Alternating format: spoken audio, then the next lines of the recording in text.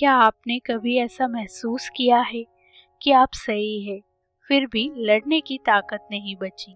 जब दिल कहे रुक जाओ और कर्तव्य कहे आगे बढ़ो, यही द्वंद, यही संघर्ष हमें ले जाता है उस ऐतिहासिक क्षण में, कुरुक्षेत्र के युद्ध भूमि पर, जहां सिर्फ तीर कमान नहीं बल्कि भावनाओं, रिश्तों और धर्म का सबसे बड़ा युद्ध होने वाला था।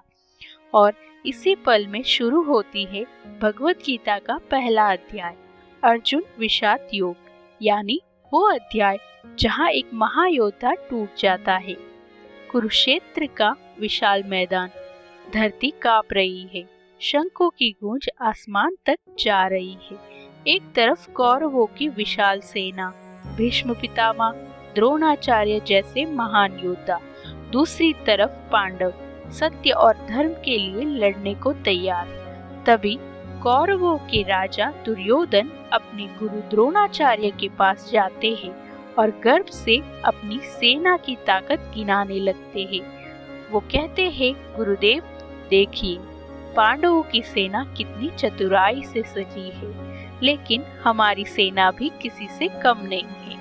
यहाँ हमें एक बात समझ में आती है, अहंकार हमेशा शक्ति को दिखाता है लेकिन सच्चाई को छुपा देता है।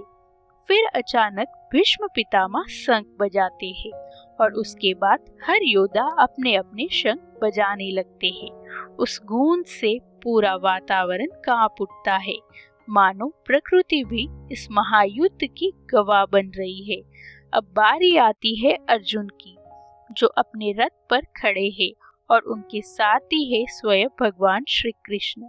अर्जुन कहते हैं, हे कृष्ण, मेरा रथ दोनों सेनाओं के बीच ले चलिए, ताकि मैं देख सकूं कि मुझे किन किन लोगों से युद्ध करना है। कृष्ण मुस्कुराते हैं और रथ को दोनों सेनाओं के बीच ले जाते हैं, और जैसे ही अर्जुन सामने देखते हैं, उनकी आंखें ठहर जाती है। वो क्या देखते हैं? अपने ही लोग, अपने दादा भीष्म, अपने गुरु द्रोणाचार्य, अपने भाई, चाचा, मित्र, रिश्तेदार। और तभी एक महायोद्धा का दिल कांप उठता है। अर्जुन कहते हैं, हे कृष्ण, मेरे हाथ कांप रहे हैं, मेरा मुख सूख रहा है, मेरा धनुष गांडीव हाथ से गिर रहा है। यह वही अर्जुन है जिनसे देवता भी डरते थे, लेकिन आज वो अपने ही लोगों के सामने टूट रहे हैं। वो कहते हैं, मैं अपने ही रिश्तेदारों को कैसे मार सकता हूँ?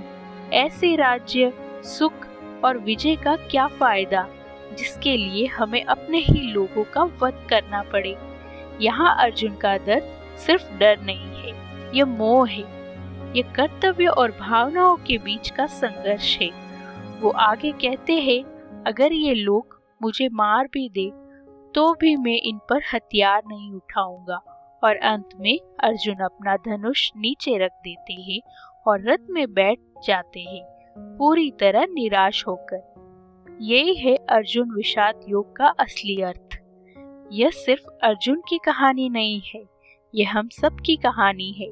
जब हम जीवन के किसी बड़े फैसले के सामने खड़े होते हैं, जहां सही और गलत के बीच फर्क करना मुश्किल हो जाता है, जहां रिश्ते और कर्तव्य टकराते हैं, तब हम भी अर्जुन बन जाते हैं। ये अध्याय हमें सिखाता है कि कमजोरी महसूस करना गलत नहीं है, लेकिन उसी कमजोरी में रुक जाना भी यही असली हार है। और यही वह पल है जहां से भगवान श्री कृष्ण अर्जुन को ज्ञान देना शुरू करते हैं। तो दोस्तों, भगवत गीता का पहला अध्याय हमें गिरना सिखाता है ताकि हम उठना सीख सके, क्योंकि हर अर्जुन के जीवन में एक ऐसा कृष्ण जरूर आता है जो उसे सही रास्ता दिखाता है।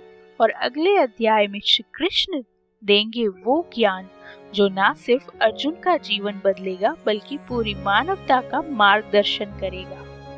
धन्यवाद।